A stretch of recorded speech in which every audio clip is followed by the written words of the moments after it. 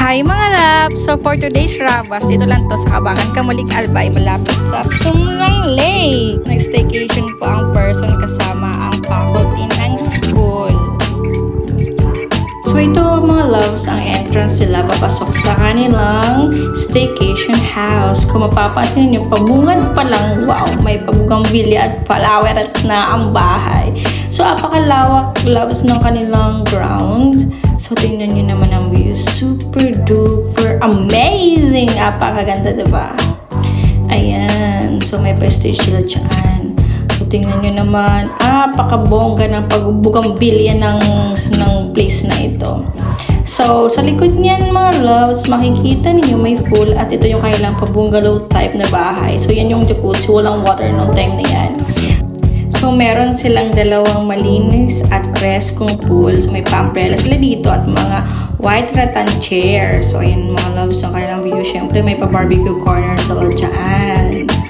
So, itong part naman yung shower area bago maligo. And then, sa likod ng shower area na ito, nandito yung comfort room na napaka-aesthetic at may malaking salamin. So, ayan yung kanilang comfort room, CR na may shower, at sa kabila ay shower lang. So, ayan.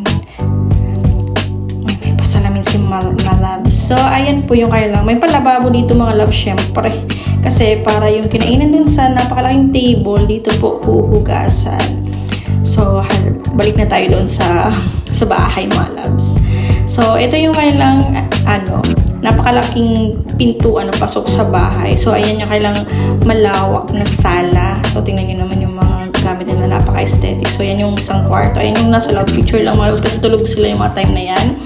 So, dire-diretso tayo dito sa kanilang sala. May napakalaking TV dyan mga loves at connected po yan sa Wi-Fi. Yes, so ayan yung kanilang bar corner, slash kitchen, kung saan kumpleto na ang utensils, mga gamit at appliances. So, mag-a-add lang kayo ng ilan para magamit yung gas. So, yan yung kanilang kitchen mga loves. May parep sila. So, meron din dito mga loves na 3 rooms at yun yung kanilang CR. So, yung mga rooms na yun na aircon. So, yun yung kanilang itsura. Pakaganda, diba? So, hindi na ako nag-video kasi may mga tulog pa. So, ayun naman yung kanilang CR.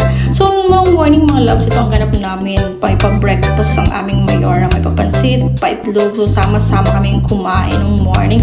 At nung gabi naman, ito ang aming linantakan. Marami kaming foods. So, ayan. So, for the time-lapse ang mga person habang kumakain. So, sayang-saya mga person yung mga loves. As in, may enjoy mo kasi talaga yung place. Para lang kami nasa buffet restaurant nung time na yan with matching super duper cute na music. So, syempre, after namin magsilamon, hindi maiiwasan ang paghugas. So, ang person na nakatoka sa paghugas ng mga dishes na yung nasa likod lang yan ng shower area. So, yung sala naman mga loves, unlimited karaoke yan ha. So, syempre, ito na yung pa-aura-aura ni Mom Loves.